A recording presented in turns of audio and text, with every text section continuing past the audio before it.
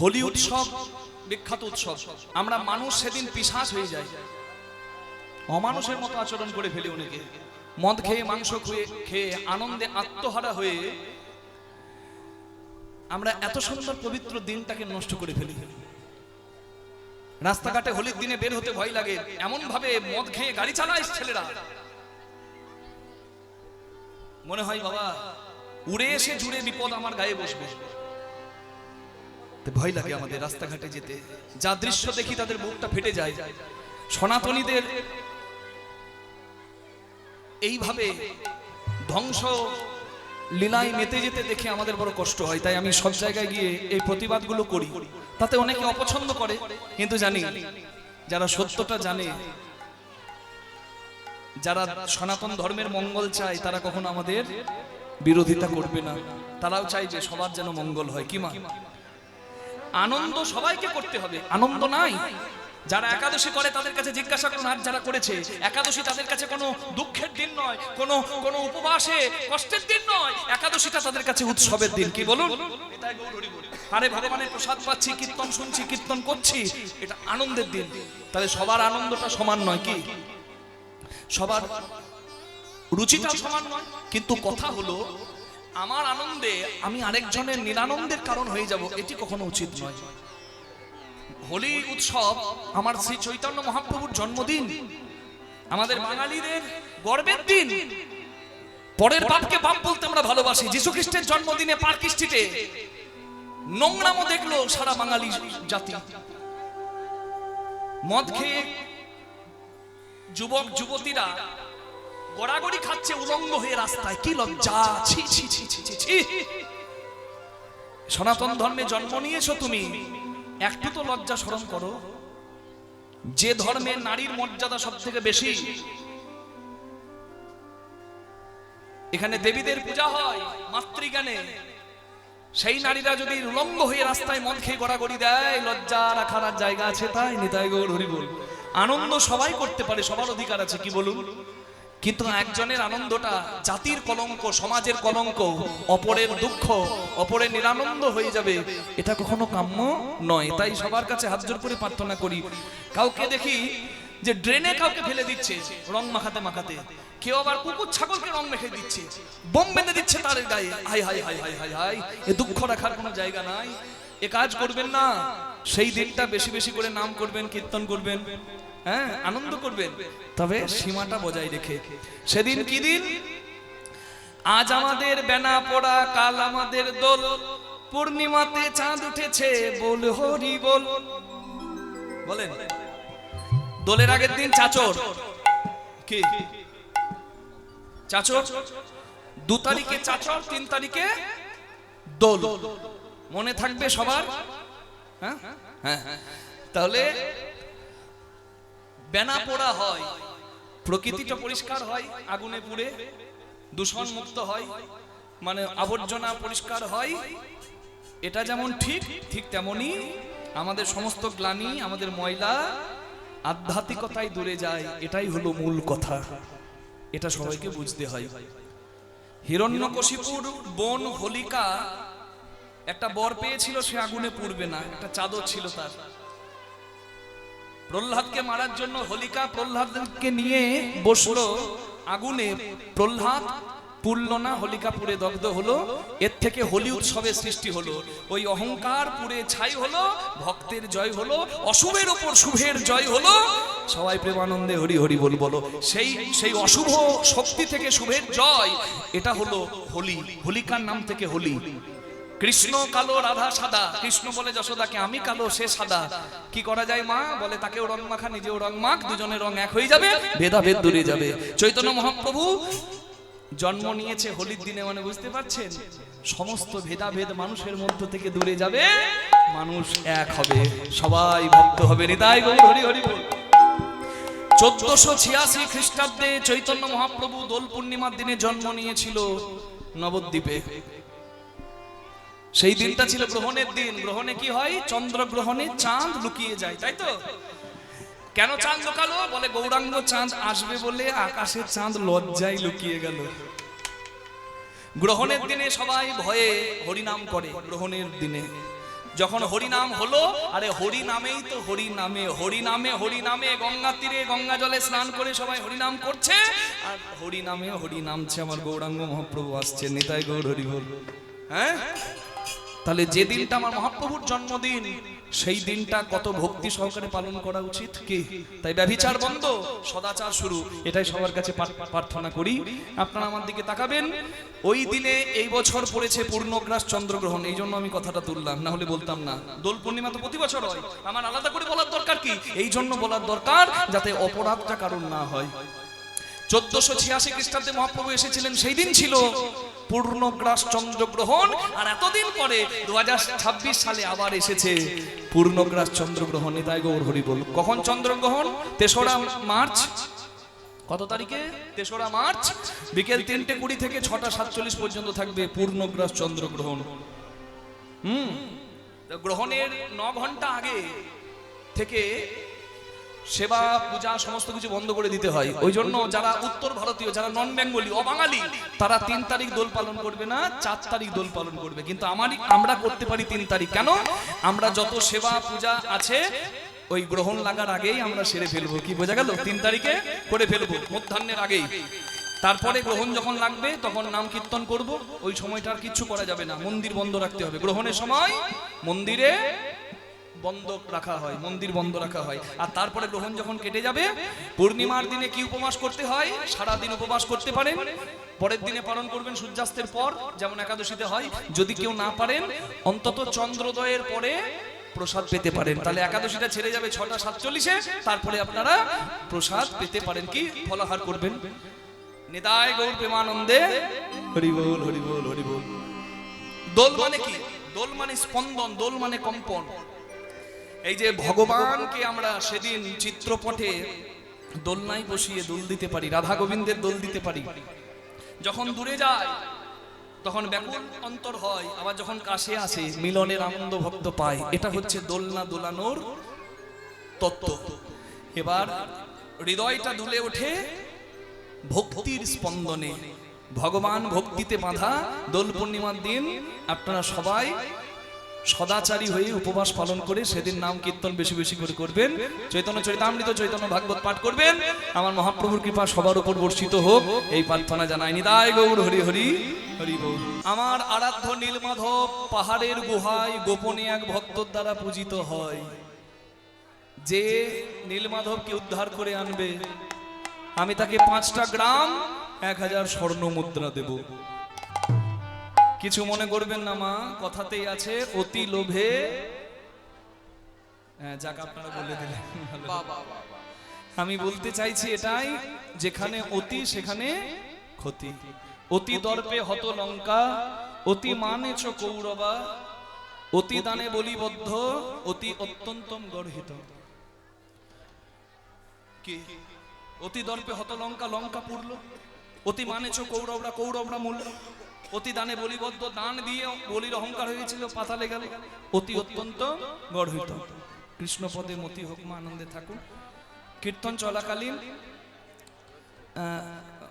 এখানে মায়েরা যদি আসেন, তাহলে কিছু ভক্তের একটু লীলা সাধনে অসুবিধা হচ্ছে, তাই আপনারা কীর্তন চলাকালীন আসবেন না। আপনারা তো দিয়েছেন আসল জায়গায়, যেখানে দেবার ছিল সেখানে তো দিয়েছেন। যেখানে দিয়েছেন ওটা হলো আসল জায়গা, যেখানে দিয়েছেন ওই দেওয়াতেই এখানে গৌর গোবিন্দের সেবা হবে, কীর্তনের আয়োজন হবে, তাতেই আপনার জীবন ধন্য হবে। নিতাই গৌর হরি বল। আর তাতেও যদি আপনার ইচ্ছা হয় আমাকে কিছু দেবার, এই দেখুন জয় রাধে, চেনা বামুনের যদিও পইতে লাগে না, তবু আমি দেখিয়ে দিলাম পইতে আছে, মানে বুঝতে পারছেন তো। জয় রাধে, দক্ষিণা পাই তবে বামুন ঘর যায়। তুমি কি ভাবছেন না নিয়ে যাবো নাকি? জয় রাধে, সব কথা আমার আছে বলা, পাবো তো। জয় রাধে, প্রেম সে বলুন রাধা রানী কি, শ্যাম সুন্দর কি, আর একটু জোরে বলা যাবে কি? হ্যাঁ, শত শত শত শত পূজারী এসে গেছে, শত শত ভক্ত এসে গেছে। মহারাজ আমি পারবো, আমি পারবো, আমি পারবো, আমি নীলমাধবকে উদ্ধার করবো। রাজা মশাই বলে যে পারবে সেই 105টা গ্রাম 1000 স্বর্ণ মুদ্রা পাবে। আবার চিৎকার। হরি বল। আস্তে, খুব বেশিক্ষণ আপনাদের আর বিরক্ত করব না। এখানে বসে আন কথা বলা, গল্প করা, পুণ্যতীর্থে পাপ পড়ানো হয়। মা কেন করছেন না? করবেন না। আর এখানে পটলের মা খুব চিৎকার করছে, শুরু থেকে দেখছি। জয় রাধে। সবাই গেল লোভে, কিন্তু সবার সঙ্গে একজন ছিল যার নাম রাজার রাজপুরোহিত বিদ্যাপতি। সে গেল ভক্তিতে। যার যেমন ভাব তার তেমন লাভ। দ্বাদশীর দিনে যাত্রা শুরু হলো। দ্বাদশীর দিনটা খুব শুভ দিন, ওই জন্য একাদশী করলে দ্বাদশীতে ঠিক সময়ে পালন করতে হয়, মানে প্রসাদ গ্রহণ করে নিতে হয়। আর দান ধ্যান যত করবেন দ্বাদশীতে, তত একাদশীর মাহাত্ম্য বেড়ে যায়। উপবাসের মাহাত্ম্য বাড়ে দান ধ্যান করলে। নিজের মঙ্গলের জন্য শুধু ভাবলে হবে না, দান ধ্যান করতে হবে। যে খেতে পায় না তাকে দিতে হবে, যে বস্ত্র পায় না তাকে বস্ত্র দিতে হবে, যার অভাব আছে তাকে দিন। ব্রাহ্মণ বৈষ্ণব যার দরকার, অভাবী, তাকে দান করুন। সদাচারী যেজন তাকে দান করুন, এতেই আপনার পুণ্য বৃদ্ধি পাবে। দ্বাদশীর দিনে বিদ্যাপতি ভাবছে, আজ দ্বাদশীর দিনে যদি আমার নীলমাধব দর্শন হয়, আমার জীবন ধন্য। শুভ দিনে শুভক্ষণে শোভাযাত্রা করিল, শুভযাত্রা করিল। শুভ দিনে শুভক্ষণে শোভাযাত্রা কইল, শোভাযাত্রা কইল। দেশে দেশান্তরে তারা, দেশে দেশান্তরে তারা ভ্রমিতে লাগিল। আরে কিবা ভ্রমিতে লাগিল, কিবা ভ্রমিতে লাগিল, আরে কিবা ভ্রমিতে লাগিল, কিবা ভ্রমিতে লাগিল, কিবা ভ্রমিতে লাগিল, কিবা ভ্রমিতে লাগিল, ভ্রমিতে লাগিল। পথে ঘাটে ঘুরে বেড়ায় নীলমাধবের তরে, পথে ঘাটে ঘুরে বেড়ায় নীলমাধবের তরে, নীলমাধবের তরে। নীলমাধবের নাম পাইয়া তারা নীলমাধবে না পারিয়া ফিরে আইলো ঘরে, তারা নীলমাধবে না পারিয়া ফিরে আইলো ঘরে, ফিরে আইলো ঘরে। ভাগ্যে দর্শন হলো না গো, ভাগ্যে দর্শন হলো না গো, আসা যাওয়া বিফল হলো। আমার ভাগ্যে দর্শন হলো না গো, আসা যাওয়া বিফল হলো। ভাগ্যে দর্শন হলো না গো, যাওয়া বিফল হলো। ভাগ্যে দর্শন হলো না গো। যার যেমন ভাব তার তেমন লাভ।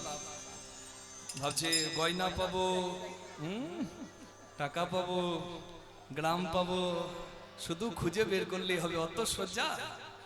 হ্যাঁ, জঙ্গলে গেছে, এমন ঝড় বৃষ্টি বজ্রপাত শুরু হয়েছে, কালো কালো মেঘ দেখে যেমন বের হয়েছিল তেমন চুপটি করে চলে এসছে। বলে থাক নীলমাধব আমার মাথার উপরে, দরকার নাই, বাঁচবো তো জীবনে, অন্তত বাকি সব হবে, দরকার নাই। সবাই ঘুরে এলো।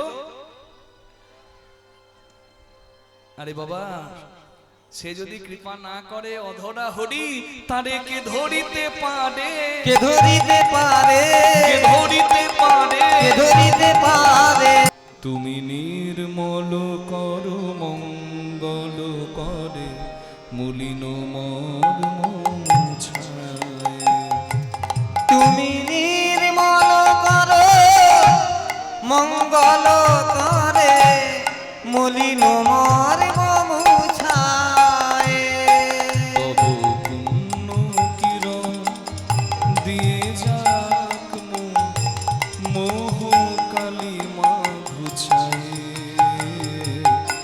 মলিন মর্ম মুছায়। তুমি নির্মল করো মঙ্গল করে মলিন মর্ম মুছায়। লক্ষ শূন্য লক্ষ বাসনা ছুটিছে গভীর আধারে, জানি না কখন ডুবে যাবে অকুল গরল পাথারে। আমার উদ্দেশ্য উদ্দেশ্যবিহীন লক্ষ লক্ষ কামনা বাসনা, লক্ষ্য শূন্য উদ্দেশ্যবিহীন লক্ষ্য বাসনা, লাখ লাখ কামনা বাসনা। আর এই কামনা বাসনাই আমাকে ডুবিয়ে মারবে আমি জানি। আমাকে ডুবতে দেখে আপন সেজে থাকা মানুষগুলো আড়ালে হাসবে, কিন্তু তুমি হাসবে না আমি জানি, তাই আমি তোমায় ডাকি। ছেলে যদি ডুবে যায় পুকুরের জলে, পাড়ার লোক দেখবে, লোক ডাকবে, কিন্তু বাবা যদি দেখতে পায় নিজে সাঁতার না জানলেও ছেলেকে ডুবতে দেখে বাবা ঝাঁপিয়ে দেবে। আমার এই যন্ত্রণা, দুঃখ, অশান্তির কারণ আমি নিজে। গাছে গাছে মিষ্টি ফল, নদীতে মিষ্টি জল, থাকার জন্য বৃক্ষতল, মন্দিরের তল সব দিয়েছো, কিন্তু আমার তো মন ভরে না। আমার আরো চাই। এই আমি ডুবে মরলাম, কিন্তু আমাকে ডুবতে দেখে সবাই হাসলেও তুমি হাসবে না, কারণ এই জগতের সন্তান আমি, আর তুমি জগৎ পিতা। ছেলেকে ডুবতে দেখে বাবা দাঁড়িয়ে দেখে না, আমাকে ডুবতে দেখেও তুমি দেখবে না দাঁড়িয়ে, তাই আমি তোমায় ডাকছি। প্রভু বিশ্ব বিপদ হন্তা, এসে দাদাও রুধিয়া পন্থা, তব শ্রীচরণ তলে নিয়ে মর্ত বাসনা ঘুচাই। মলিন মন মুছারে তুমি নির্মল করো মঙ্গল করে, মলিন মন মুছায়।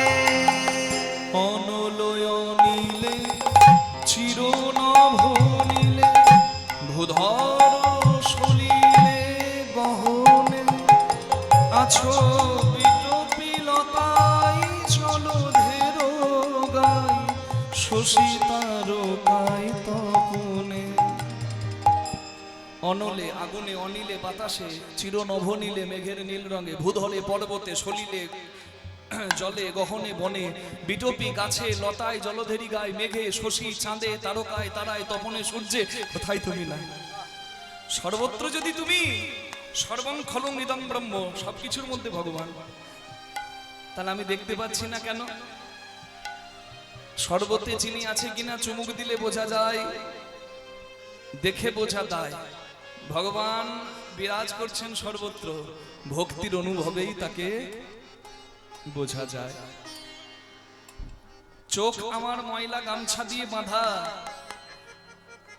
আমি দেখব কি করে যে আমার সামনে কয়লা আছে না হিরে আছে? তুমি আছো সর্বত্র, কিন্তু আমি তোমায় দেখতে পেলাম না, অনুভব করতে পারলাম না। কেন?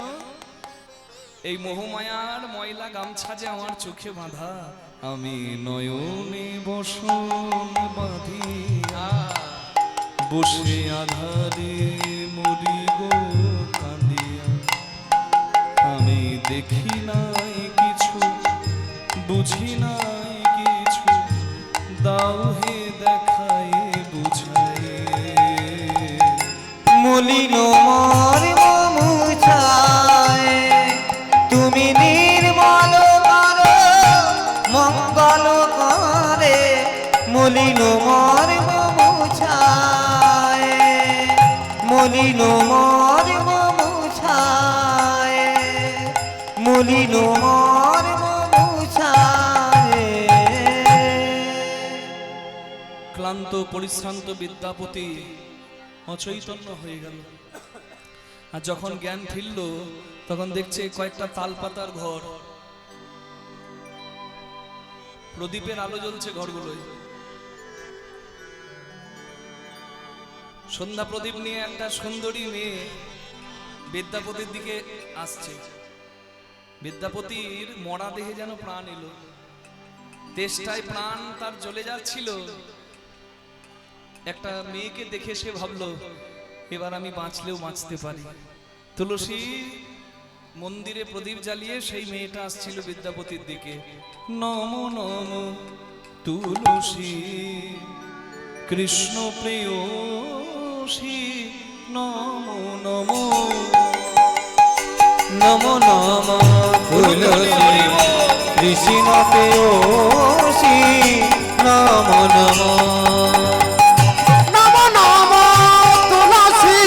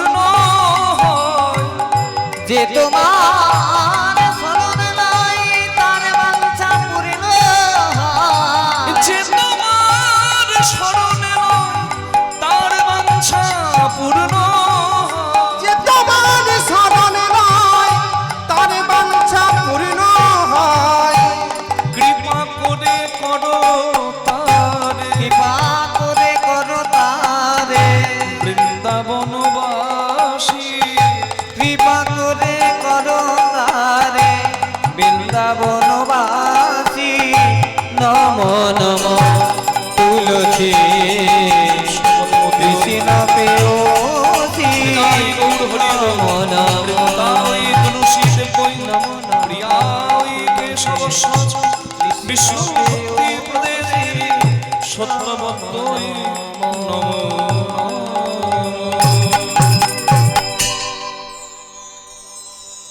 কে আপনি এখানে এইভাবে পড়ে আছেন ক্লান্ত পরিশ্রান্ত হয়ে? আমি ইন্দ্রদুম্ন রাজার রাজপুরোহিত, নাম আমার বিদ্যাপতি। রাজার এক কর্ম সাধন করার জন্য আমি বেরিয়েছি জঙ্গলের পথে, কিন্তু পথ ভুল করে আমি এখানে এসে পৌঁছেছি। তুমি কে? আমি আমি এই জঙ্গলেই থাকি। আমি সবর কন্যা। এই যে ঘরগুলো দেখছেন এগুলো আমাদেরই ঘর। সবরের কন্যায় আমি, নামটি ললিতা। সবরের কন্যায় আমি, নামটি ললিতা। সবর রাজা বিশ্ব বসু হয় মোর পিতা। আহা সকলে রাজা বিশ্ব বসু হই মোর পিতা। আমি খুব ক্লান্ত পরিশ্রান্ত, আমার একটু জায়গা হবে? আপনি আপনি এক্ষুনি দাঁড়ান, আমি এক্ষুনি আসছি। ছুটে গেল ললিতা বাবার কাছে। তার বাবা হলো সবরদের রাজা বিশ্ব বসু। সবর মানে জঙ্গলের আদিবাসী, এই ভারতের আদিবাসী তারা। হ্যাঁ গো, কোল ভিল সাঁওতাল। তা সেই সবর রাজা বিশ্ব বসুর কাছে গিয়ে ললিতা বলছে, বাবা বাবা बाबा को, अरे क्या हुआ बिटिया? हाँ इतनी खुशी? बाबा बाबा আমাদের ঘরের কাছে এক ব্রাহ্মণ পূজারী অজ্ঞান হয়ে গেছে, তার জ্ঞান ফিরেছে। সে বলছে ইন্দ্রদুম্ন রাজার রাজ পূজারী। হ্যাঁ বাহ বাহ বাহ বাহ, क्या बात! আরে রাজার পূজারী আছে, সে তো পূজা করে বিষ্ণুর, তার মানে বৈষ্ণব আছে। আর বৈষ্ণবকে ঘরে সেবা দিতে পারলে তো সৌভাগ্য হয়। শোন মা, অনেক ভাগ্যের ফলে ঘরে বৈষ্ণব আসিয়া মেলে। অনেক ভাগ্যের ফলে বৈষ্ণব আসিয়া মেলে। গৃহে হয় তার বৈষ্ণবের সেবা। আরে কি বা গৃহে হয় বৈষ্ণব সেবা। ওগো না দিয়ে বৈষ্ণব সেবা।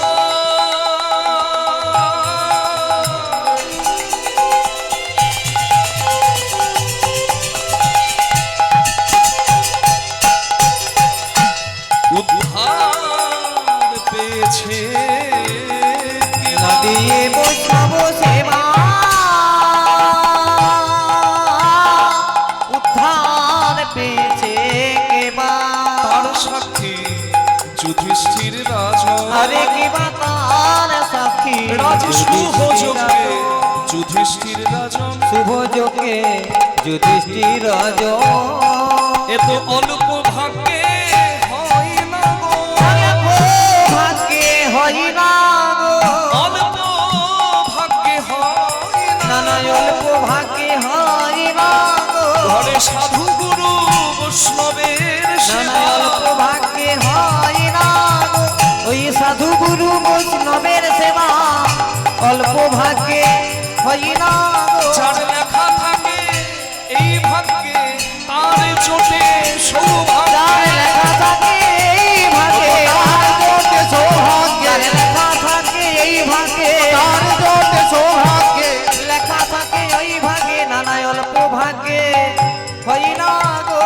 গৃহে হয় বৈষ্ণব সেবা। আরে মা, দেরি করিস না, তাড়াতাড়ি ব্রাহ্মণ ঠাকুরকে ঘরে আন। আর শোন, পদ সেবা দিতে ভুলিস না। সেবা দিতে ভুলিস না। ভক্তি করতে ভুলিস না। সেবা দিতে ভুলিস না। ভক্তি করতে ভুলিস না। সেবা দিতে ভুলিস না। ভক্তি করতে ভুলিস না। সেবা দিতে ভুলিস না। বেশ কয়েকদিন পার হলো, বিদ্যাপতি ওই শবরদের কাছে রইল। ললিতার হাতে বড় সেবা পেল। ললিতা খুব সেবা করলো বিদ্যাপতির, হ্যাঁ, কিন্তু বিদ্যাপতি চিন্তা করছে আমি তো সেবা নেবার জন্য আসি নাই, শরীরটা দুর্বল ছিল, শরীরটা সবল হলো, যাই আমার উদ্দেশ্য সফল করি। চোখ বন্ধ করে ভাবছে কাল সকালবেলায় আমি বিদায় নিয়ে চলে যাব নীলমাধব খুঁজতে। চোখে ঘুম নাই, চোখ বন্ধ, কিন্তু শুধু ভাবছে নীলমাধব তুমি কোথায়, নীলমাধব তুমি কোথায়। ডাকার মতো যদি ডাক হয় তাহলে কৃপা পাওয়া যায়। ভোর রাত্রে বিদ্যাপতি শুনতে পেল কেউ যেন দরজার ওপাশে কাউকে ডাকছে। আওয়াজটা শুনে বুঝতে পারলো সবর রাজা বিশ্ব বসু তার মেয়েকে ডাকছে, ললিতা ভোর রাত হয়ে যাচ্ছে, আমি মঙ্গল আরতি করতে যাব আমার নীলমাধবের, তাড়াতাড়ি করে আমার পূজার থালা সাজিয়ে দে। তুই তো জানিস আমি প্রতিদিন নীলমাধবের পূজা করতে পাহাড়ের গুহায় যাই। চমকে গেছে। তবে আমি যে বাড়িতে আশ্রয় নিয়েছি ভুল করে, সেই বাড়ির ভক্তই নীলমাধবের পূজারী। সবই তোমার কৃপা। তুমি যখন কৃপা করে আমায় নীলমাধবের সন্ধান দিয়েছো, তবে তবে হরি কত বড় চতুর, হরি ভক্ত আরো বড় চতুর। চাতুরালি না করলে হরি ভজন হয় না। তোমাকে পাওয়ার জন্য আমাকে চাতুরালি করতে হবে। যেটা করা উচিত নয় আমি সেটা করব, তুমি আমায় ক্ষমা করো প্রভু। এই পরিবার জানে নীলমাধবের সন্ধান, এই পরিবারের সঙ্গে সম্পর্ক না করলে আমি কোনোদিন নীলমাধব দেখতে পাবো না, তাই আমাকে একটা অপরাধ করতে হবে, তুমি ক্ষমা করো। পরের দিন সবাই ভাবছে ব্রাহ্মণ চলে যাবে, কিন্তু ব্রাহ্মণ গেলেই তো ঘরে আছে। ললিতা এসে বলে ব্রাহ্মণ দেব আপনি তো বলছিলেন চলে যাবেন আজকে। বলে ললিতা আমি যেতে পারলাম না। কেন? তুমি বোঝো কেন যেতে পারলাম না? বুঝতে পারছি না। তোমার মাথায় কি একটু বুদ্ধি নাই? আমি এখানে কোন টানে পড়ে আছি তুমি কি বুঝতে পারছো না ললিতা? ললিতা চুপ করে আছে। আমি বুঝতে পারছি না। ললিতা এখানে এসে তোমাকে যেদিন থেকে দেখেছি সেদিন থেকে আমার মন চঞ্চল, আর তোমার হাতে সেবা নিয়ে আমি এত ঋণী হয়ে গিয়েছি। আমার মনে হচ্ছে তোমার মতো একটা ভজনের সঙ্গিনী যদি আমার থাকতো আমার হরি ভজন সার্থক হতো। ললিতা গো আমি তোমায় বিয়ে করতে চাই। না না ব্রাহ্মণ দেব আপনি এ কথা কি বলছেন? আপনি ব্রাহ্মণ, আমি আমি আমি সবর। তাতে কি হয়েছে? না এটা হয় না। আপনার গায়ের রং দেখুন কি সুন্দর ফর্সা, আমার গায়ের রং দেখুন কেমন কুৎসিত কালো। এটা হয় না। রং জাত এই দিয়ে কি ভালোবাসা হয়?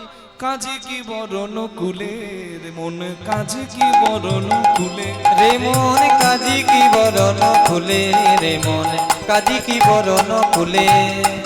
যে কুলে তোমার জন্ম হোক না, যে কুলে তোমার জন্ম হোক না, কেবল ভক্তি মূলে রে মন কাজী কি বরণ খুলে রে মন, কাজী কি বরণ খুলে রে মন, কাজী কি বরণ খুলে। তুমি কুলের গরব করছো, মানুষ না হয়ে কপি কুলে বানর কুলে জন্ম নিয়ে হনুমান সবার পূজিত হলো। তবে এটা কি মিথ্যা বলো? কপি কুলে ধন্য বীর হনুমান, কপি কুলে ধন্য বীর হনুমান। দেখো শ্রীরাম ভক্তিরা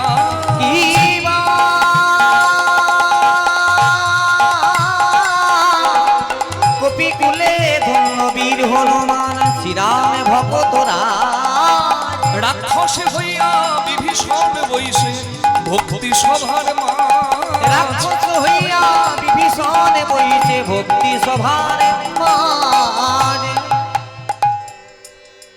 দেখো না কেমন মিতালি করিল গুহক চণ্ডাল বরে, দেখো না কেমন মিতালি করিল গুহক চণ্ডাল বরে। বিদুরের বল কি বাকুল ছিল খাইল কৃষ্ণ যার ঘরে, বিদুরের বল কি বাকুল ছিল খাইল কৃষ্ণ যার ঘরে রে মন, খাইল কৃষ্ণ যার ঘরে। বিদুরের কি কুল ছিল, বল বিদুরের কি কুল ছিল, যার ঘরে কৃষ্ণ সেবা করিল, বিদুরের কি বাকুল ছিল, যার ঘরে কৃষ্ণ সেবা করিল। বিদুরের কি কুল ছিল। আর কুলের কথা বলছো, জাতির কথা বলছো। তুমি বললে সবর, তবে বলো সবরের কি কুল ছিল? বলো সবরের কি কুল ছিল? যার হাতে নাম কুল খাইল। সবরের কি কুল ছিল? শ্রীকৃষ্ণ ভজনে সবে অধিকারে, শ্রীকৃষ্ণ ভজনে সবে অধিকারী। কুলের গৌরব না শ্রীকৃষ্ণ ভজনে সবে অধিকার, কুলের গৌরব না। কহে প্রেমানন্দে ছেকড়ে গৌরব নিতান্ত মূরখ কহে প্রেমানন্দে যে করে গৌরব নিতান্ত মূরখ হয়। কুলের গৌরব করো নানা কুলের গৌরব করো না গো। কুলে কি গোবিন্দ পাই। কুলের গৌরব করো না গো। নানা কুলে কি গোবিন্দ মেলে। আকুল হয়ে না ডাকিলে কুলে কি গোবিন্দ মিলে। আকুল হয়ে না ডাকিলে।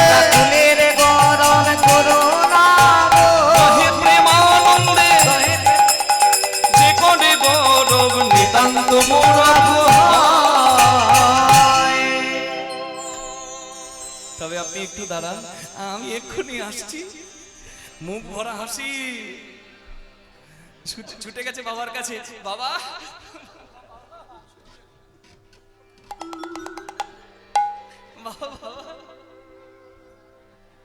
अरे बिटिया क्या हुआ रे, इतनी खुशी, এত হাসি? বাবা,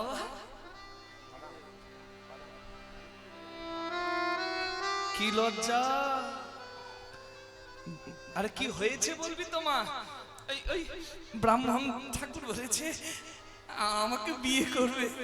এই ললিতা, এটা হয় না।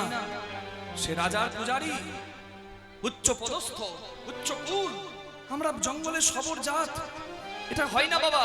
তার মধ্যে নিশ্চয়ই কোনো কুটিলতা আছে, নিশ্চয়ই কোনো স্বার্থ আছে। এটা না হলে নইলে হবে কেন বাবা? ছিছি, তার নামে তুমি নিন্দা করো না। সে মানুষ নয়, সে দেবতা।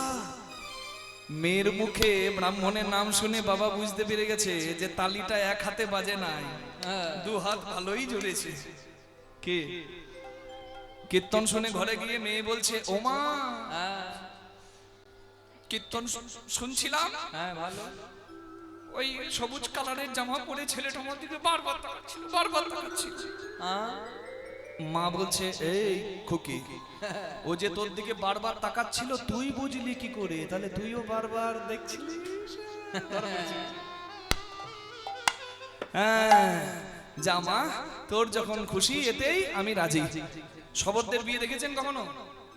আমার সৌভাগ্য হয়েছে। আমার এক বন্ধু ছিল সাঁওতালদের, স্কুলে পড়তাম, সেও পড়তো। হ্যাঁ, হরি বল। হ্যাঁ, রবিন মারান্ডা, হাঁসদা মারান্ডি, রবিন মারান্ডি, সাঁওতালদের ছেলে।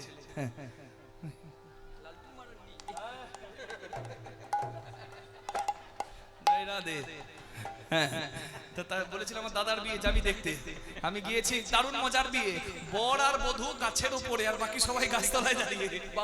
সে কি আনন্দ! তাদের যেটা নিয়ম, শবরদের বিয়ে হচ্ছে কি ধুম কি ধুম কি ধুম, ঢাক বাজে ঢোলক বাজে মাদলের বোল, ঢাক বাজে ঢোলক বাজে মাদলের বোল, কি আনন্দ রে।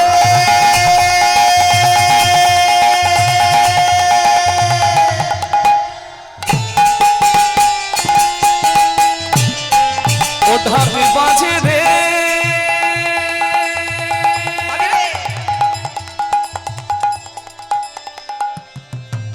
ললিতার বিয়েতে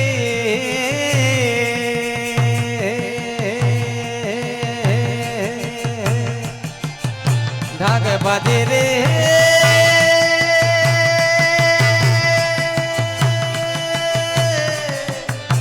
ললিতার বিয়েতে ঢাক বাজে ঢোলক বাজে মাদলের বোল। ললিতার বিয়ে হলো আনন্দের রোল, ললিতার বিয়ে হলো আনন্দের রোল, ললিতার বিয়ে হলো আনন্দের রোল। কেহ নাচে কেহ গায় কেহ দেয় তালি, কেহ নাচে কেহ গায় কেহ দেয় তালি, কেহ নাচে কেহ গায় কেহ দেয় তালি, কেহ নাচে কেহ গায় কেহ দেয় তালি, কেহ কেহ বাহু তুলে করে কেহ জয়ধ্বনি, কেহ বাহু তুলে করে জয় ধ্বনি, আনন্দ ধরে না আনন্দ ধরে না। বিদ্যাপতির বিয়ে হলো আনন্দ ধরে না, আহা বিদ্যাপতির বিয়ে হলো আনন্দ ধরে না, বিদ্যাপতির বিয়ে হলো তাই হরি হরি হরি বলো, বিদ্যাপতি বিয়ে হলো হরি হরি হরি বলো, বিদ্যাপতি বিয়ে হলো হরি হরি হরি বলো, বিদ্যাপতি বিয়ে হলো হরি হরি হরি বলো, বিদ্যাপতি বিয়ে হলো হরি হরি হরি বলো। আনন্দ ধরে না, কেহ নাচে কেহ গায় কেহ দেয় তালি। বিয়ের সব থেকে আনন্দের রাত হলো ফুলসজ্জার রাত্রি। কত স্বপ্ন নিয়ে বসে আছে ললিতা, স্বামী আসবে আমি তার সেবা দেব। খুব পতিব্রতা নারী ললিতা। স্বামী যখনই এসেছে ললিতা হাত জোড় করেছে,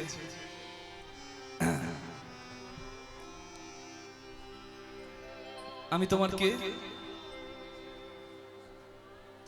আপনি আমার স্বামী।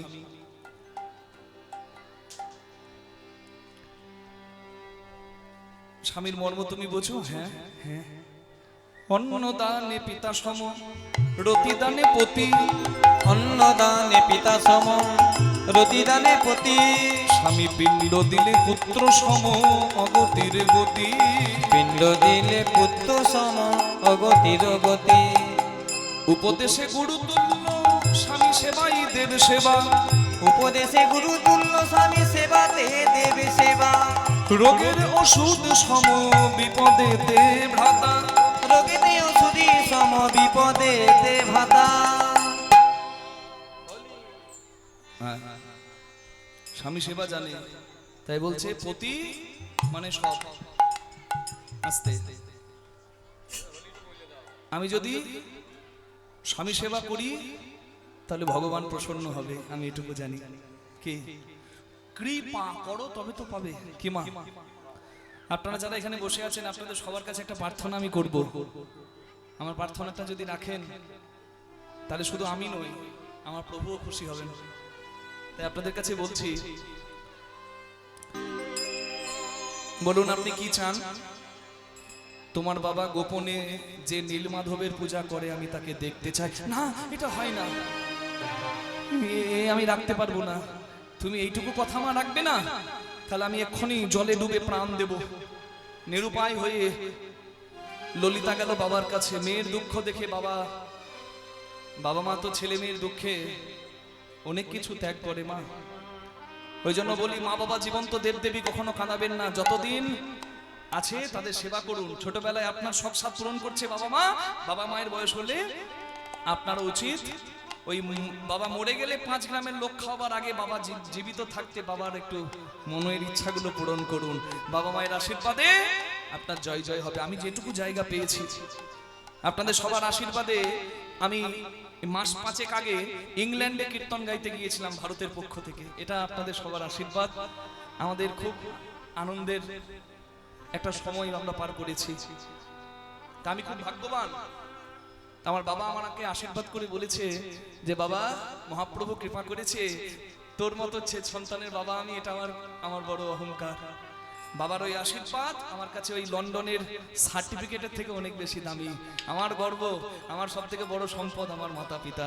নিতাই গৌর প্রেমানন্দে হরি হরি বল। তাদের আশীর্বাদে আমার এই স্থান। তাই আপনাদের কাছে আমি প্রার্থনা করে বলি, মা বাবাকে দেবেন সবাই সম্মান। বেশ, তোর জন্য আমি তোর স্বামীকে নীলমাধব দেখাবো। আমি কাউকে দেখাইনি, কিন্তু দেখাবো। আমার বড় ভয় লাগে কেউ যদি নীলমাধবকে নিয়ে যায়, তবে সে তো আমার জামাই, যা তাকে বল নিয়ে যাব। ললিতা গিয়ে বলল যে বাবা তোমায় নিয়ে যাবে, তুমি প্রস্তুত হও। হ্যাঁ, জামাই শ্বশুরকে নিয়ে যাবে, তবে শ্বশুরের শর্ত চোখ বেঁধে নিয়ে যাব, চোখ বেঁধে নিয়ে আসবো, শুধু চোখটা খুলে একবার তোমাকে নীলমাধব দেখাবো। কই জামাই এসো। পথ চলিতে আর বলিতে, পথ চলিতে আর বলিতে, তুমি গাহো গাহো তার না, কৃষ্ণ না মধু না, তুমি গাহো গাহো তারে না, কৃষ্ণ না হরি না পথ চলিতে উলুধ্বনি হরি বল। আর বলিতে পথ চলিতে আর বলিতে পথ চলিতে আর বলিতে প্রতি নিঃশ্বাসে দৃঢ় বিশ্বাসে প্রতি অস্তিতে প্রতি চন্দ্রিতে বলো না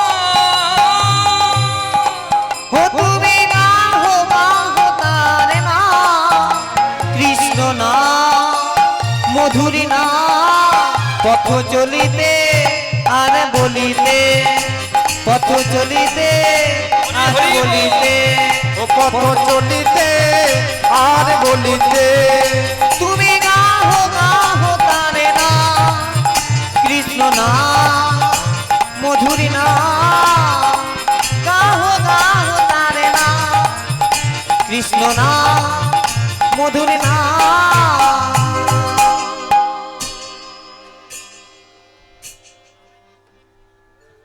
একটা চালাকি অবলম্বন করেছে বিদ্যাপতি। যাবার সময় গিন্নি ললিতাকে বলেছে, দেখো তোমার বাবা আমাকে চোখ বেঁধে নিয়ে যাবে, জামাইকে শ্বশুর চোখ বেঁধে নিয়ে যাবে, এটা তো অমঙ্গল। জঙ্গলে ভূত আছে, যদি ভূতে আমায় পাই, তাই এক মুঠো সর্ষে আমার হাতে দেবে, ভূত তারা আবার ইহাই উপায়। হাতে সর্ষে নিয়ে বিদ্যাপতি গেল, এটাই হচ্ছে চালাকি।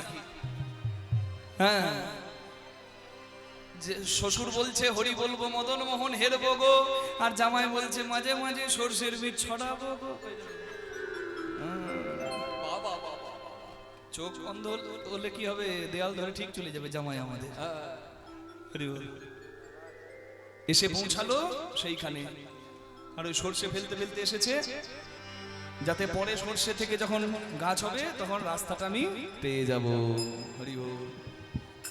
ওই মন্দিরে এসে নীলমাধবকে দর্শন করাবার জন্য যেই চোখের পর্দাটা খুললো, অপূর্ব দৃশ্য বিদ্যাপতি দেখলো।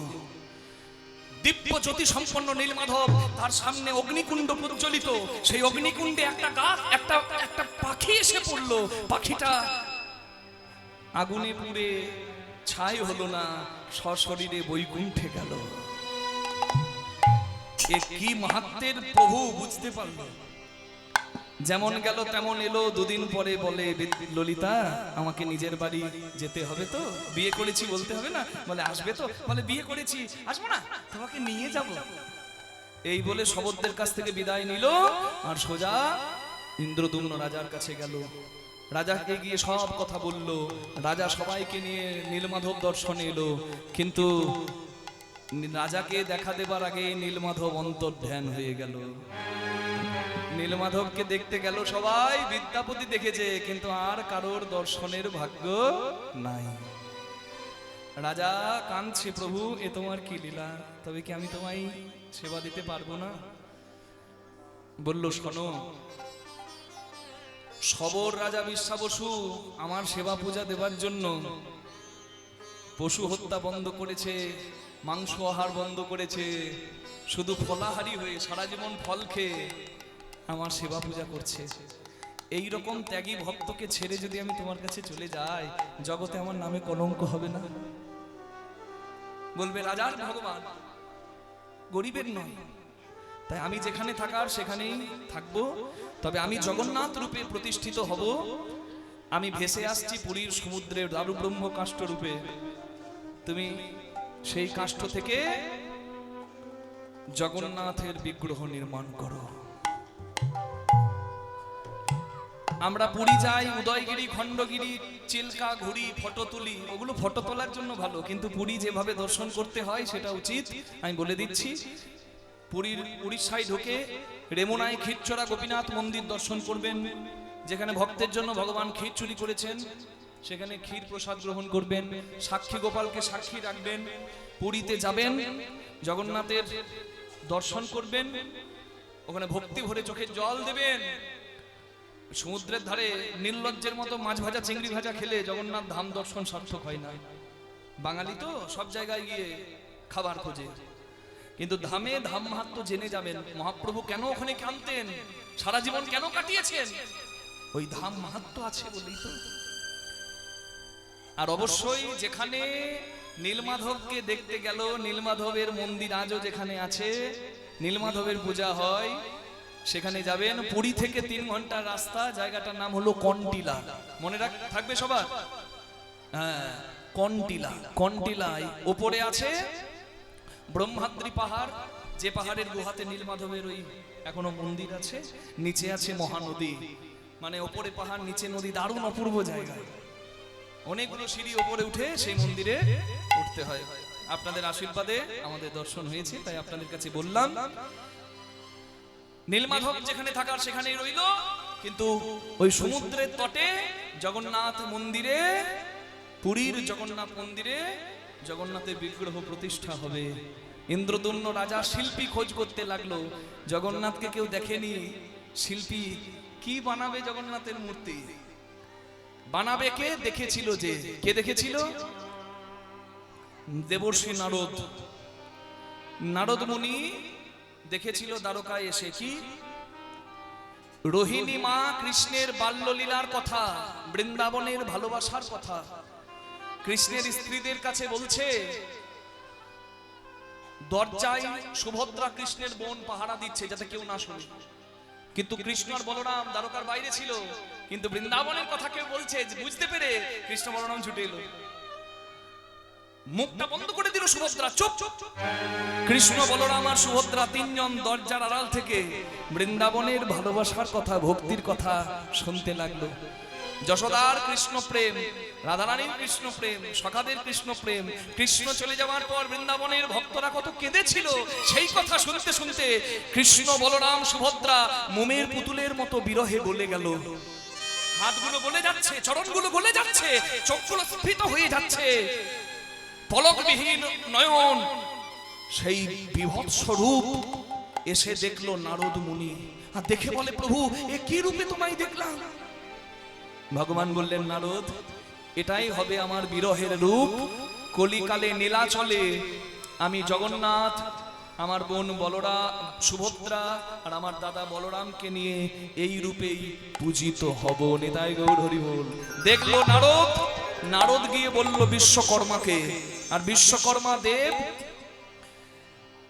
অনন্ত বাসুদেব মহারানা নামে এসে দাঁড়ালো ইন্দ্রদুম্ন রাজার কাছে। বলে, মহারাজ আমি জগন্নাথের মূর্তি বানাবো। বলে, বেশ। জগন্নাথের মূর্তি বানাবার জন্য 21টা দিন হাতে সময় নিয়ে একটা বৃদ্ধ শিল্পী রূপ ধরে বিশ্বকর্মা এসে মন্দিরের ভেতর ঢুকলো।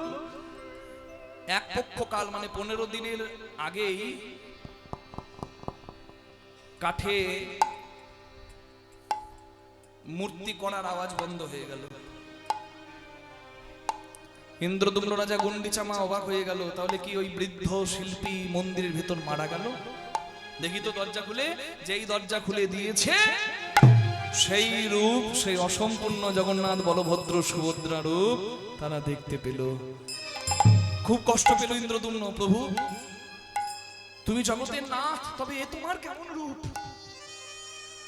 বলে, এটাই আমার বিরহের রূপ, এই রূপে আমি এখানে পূজিত হব। ব্রজ প্রেম অনুভব করে আমি গলে গিয়েছিলাম, আর এই রূপেই জগন্নাথ রূপেই আমি পূজা পাবো। তাহলে এবার লীলাটা শেষ করছি। রূপটা কেমন বলি।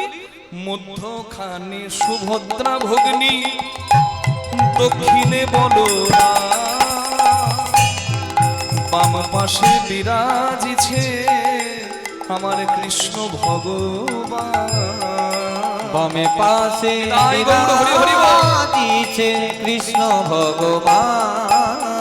বলো জয় জগন্নাথ, জয় জগন্নাথ, জয় জগন্নাথ, জয় জগন্নাথ। তুমি তো জগতে, জয় জগন্নাথ, জয় জগন্নাথ, তুমি তো জগতের নাথ। কৃপাময় প্রভু জগন্নাথ, তুমি তো জগতের নাথ। কৃপাময় প্রভু জগন্নাথ, তুমি তো জগতের নাথ। কৃপাময় প্রভু জগন্নাথ। বলে, জয় জগন্নাথ, জয় জগন্নাথ, বামে পাশে বিরাজিছে কৃষ্ণ ভগবান। জগন্নাথের মাহাত্ম্য জগতে রহিল, চাঁদ বদনে সবাই মিলে হরি হরি বলো।